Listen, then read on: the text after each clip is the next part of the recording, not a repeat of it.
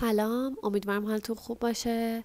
احتمالاً الان که دارید این ویدیو رو میبینید جواب کنکورتون اومده و قراره به زودی راهی شهر دیگه بشید به عنوان دانشجو. اول از همه بهتون تبریک میگم.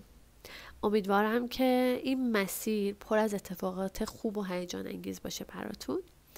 من یادم اون موقعی که دانشجو شدم تهران، این ویدیوهای یوتیوب خیلی کمکم کرد و سرچی که تو گوگل کردم خیلی کمکم کرد که از این سردرگمی در بیام، بفهمم که چه چیزهایی، چه وسیله هایی باید با خودم ببرم خوابگاه. و الان تصمیم گرفتم که برای ورودی های جدید یه ویدیویی بسازم برای کسایی که قبلا تجربه خوابگاهی بودن نداشتن، مفید باشه و بدونن چه وسیله هایی رو باید با خودشون ببرن. یه نکته ریزی که قبل اینکه شروع کنم میخوام بگم اینه که قبل رفتن خودتون رو از لحاظ منتالی، ذهنی، روانی آماده کنید که قرار وارد محیطی بشید پر از آدم‌های مختلف، شخصیت‌ها، فرهنگ‌های مختلف و بدونین که باید منعطف باشید و اگر منعطف نباشید اذیت خواهید شد. دیگه اون زندگی، اون پرایوسی، اون زندگی که داشتین رو نخواهید داشت و وارد یه محیطی میشین که زندگی جمعی دارین و حالا این چالش ها و البته مزایای خودش رو هم داره. حالا شروع کنیم به وسیله هایی که لازمه با خودتون ببرید. اول از همه میپردازم به لباس ها و وسایل شخصی. لباس ها به نظر من لباس خونه و بیرون نهایت 3-4 دست با خودتون ببرید، چون همونطور که میبینید کمدای ما همین اندازه است و هر کدوم ما فقط یک کمد این اندازه ای داریم که زیاد بزرگ نیست و شما نمیتونید تمام لباساتون رو ببرید، فقط لباس هایی که واجبن، لازمن و خب بتونین زندگی رو ببرین جلو با همونا. یه نکته‌ای که میخوام بگم، اکثر دانشگاه‌های دولتی داخل ایران باشگاه‌ها و استخرهای خیلی خوبی دارن. به نظر من با خودتون لباس ورزشی، مایو، وسایل شنا ببرید که از این فرصت‌ها استفاده کنین. حتما از محیط لذت ببرین، از بودن تو اون محیط استفاده کنین. من خودم هم دوره کارشناسیم هم ارشدم سعی داشتم که از استخر و باشگاهش استفاده کنم و خب خیلی خوبه. هم از لحاظ هزینه خیلی هزینه پایینی رو شما میپردازید و همین که یه تجربه جدیده دیگه، یه تجربه خوبیه. مورد بعدی نخ و سوزنه که من از این نخ و سوزن هایی که داخل هتل ها میدن آوردم با خودم، از این نخ و سوزن های مسافرتی، چون خب شما جا ندارین، سعی میکنین که وسیله ها رو خیلی کم کنین، وسیله ها رو خیلی جاگیر نباشه وسیله هاتون و خب همین هم به نظرم کافیه. خیلی وقتا هم استفاده نمیشه، حالا مگر اینکه دکمه ای پاره شد و اینا. پس نخ و سوزن، لباس، کفش و گیره لباس رو هم گفتم. دمپایی هم یادتون نره که با خودتون بیارین، چون شما تو این راهروها با همین دمپاییاتون قراره تردد کنید. سشوار حتما با خودتون داشته باشین، خوابگاه ها سشوار ندارن. اتو اگر میخواین اتو شخصی داشته باشین که میتونین اتو شخصی خودتون رو بیارین، اگر نه اینجا اتو داریم، اتو عمومیه دیگه، کل مثلا ساختمون از یه اتو استفاده میکنن.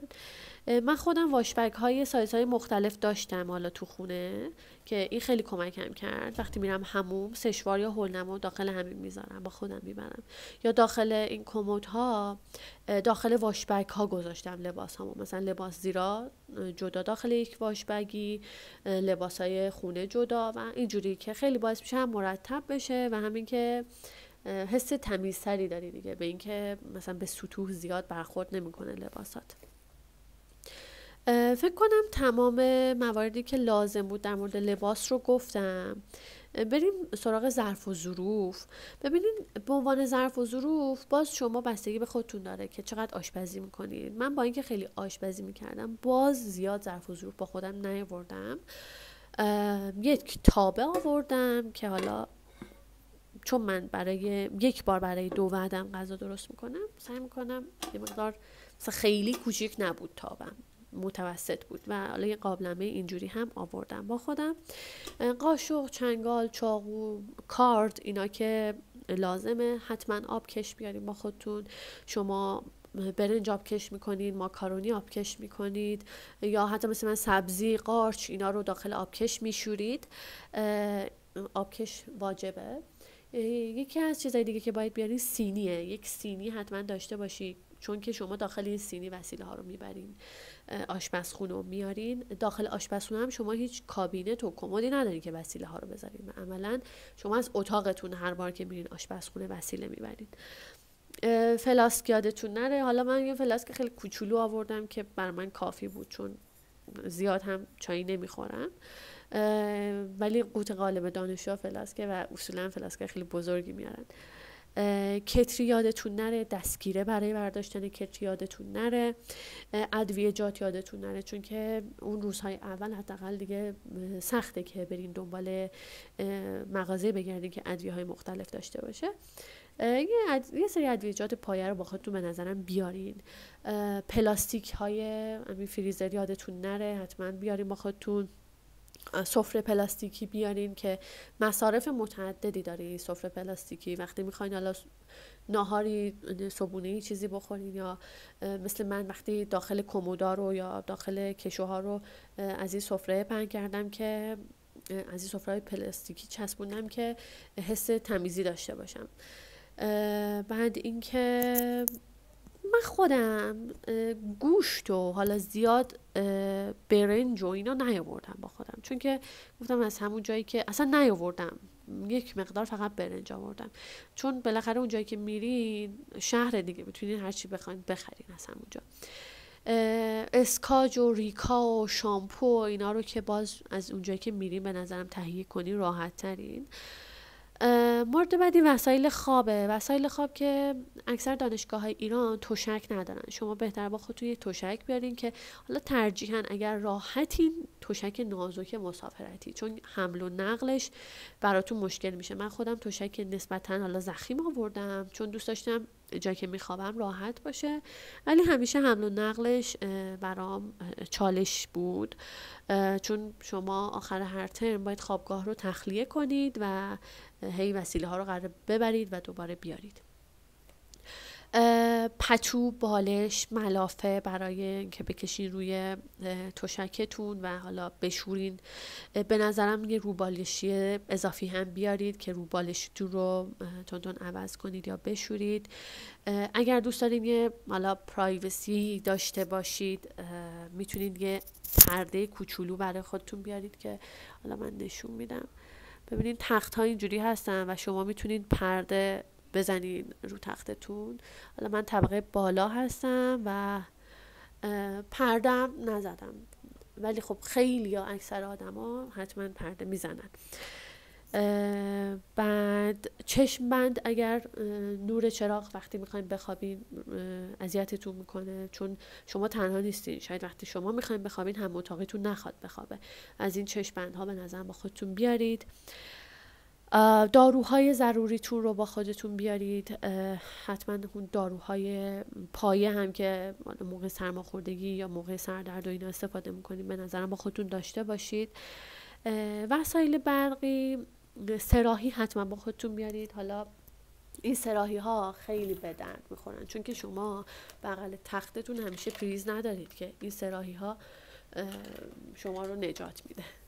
من یه دونه از این چراغ قوه های گیره‌ای هم آوردم که زدم به کنار تختم و هر موقع شب شد و بقیه خواب بودن، من دوست داشتم اونجا یک نوری داشته باشم تو تخت خودم و حالا کتابی چیزی بخونم، این رو روشن میکنم.